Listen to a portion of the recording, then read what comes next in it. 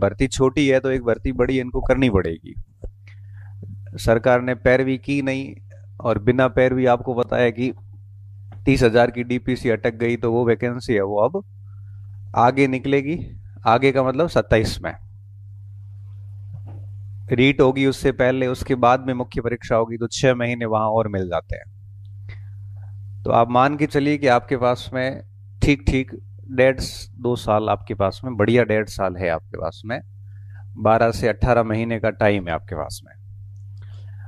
अपनी प्रिपरेशन उसी टारगेट को रखते हुए की जाएगी। देखो 28 में चुनाव रहेंगे गवर्नमेंट के, तो निश्चित तौर पे बड़ी भर्ती सरकार करेगी, क्योंकि ये भर्ती बहुत छोटी कर दी, घास काट दी इस भर्ती में। और जो कुछ सीट थी वो भी एक्स सर्विसमैन को दे दी गई, तो इस बार सीट आई ही नहीं। आप यूं मानो L1 में तो कुछ था ही नहीं, 4500 सीट है, उसमें से भी 2275 सीट तो थी आपके एक्स सर्विसमैन की। तो सीटें तो सारी भरनी शेष पड़ी है। ये तो बैकलॉग था जो पिछले 3 साल का रहा हुआ था। नई भर्ती तो है ही नहीं, मतलब नई भर्ती तो मात्र से 1400 1500 पोस्ट की है। अब अगर सीटें बढ़ाती भी हैं तो 1400 1500 से 3000 होगी, इससे ज्यादा बढ़ा नहीं सकते ये।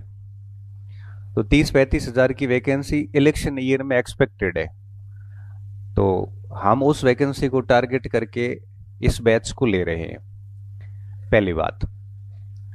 दूसरी बात कि अगर ये बैच 14 15 महीने, पुराने अनुभव ये कहते हैं कि चलता है, तो 14 15 महीने बैच चलेगा तो आपको उसके बाद में भी 4 5 महीने आराम से बढ़िया तैयारी का टाइम मिल जाएगा।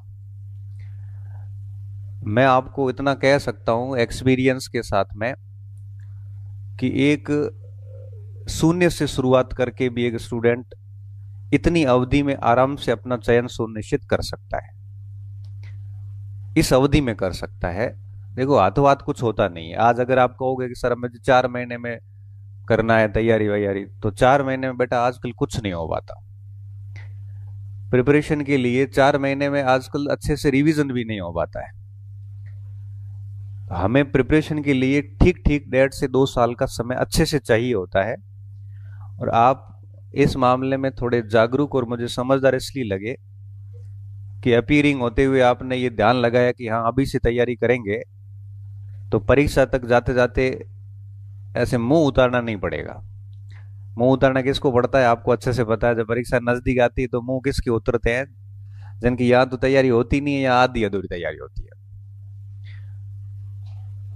तो ये आपकी जागरूकता जो है ये सबसे अच्छी लगी मुझे, कि कम से कम अपीयरिंग में आपने ये सोचा, और सोचना भी चाहिए। आपने बीएसटीसी कर किस लिए की थी? हमारा टारगेट सिर्फ यही था 12वीं के बाद बीएसटीसी करने का, कि फटाफट है वो कहीं न कहीं जॉब लग जाए, क्योंकि हालात हमारे ऐसे होते हैं घरों के कि बहुत अधिक हमारे पास में अवसर रहते नहीं है। सीधा सीधा पॉइंट है। और बीएसटीसी करने के बाद में भी अब 26 27 28 30 साल की उम्र तक बैठे हैं, तो फिर वो बीएसटीसी का करने का कोई सेंस मुझे लगता है था नहीं। इससे अच्छा फिर बीएड कर लेते। कई बार बच्चे आते मेरे को पूछते हैं, जैसे कल 2 बच्चे आए कि सर अभी बैच लग रहा है, मुझे ज्वाइन करना चाहिए कि नहीं करना चाहिए। मैंने कहा देख ऐसा है, करना नहीं करना तो आपके ऊपर है, फर्क भी नहीं पड़ता। 1 2 बच्चे इधर उधर होते हैं तो, लेकिन बीएसटीसी क्यों करी थी?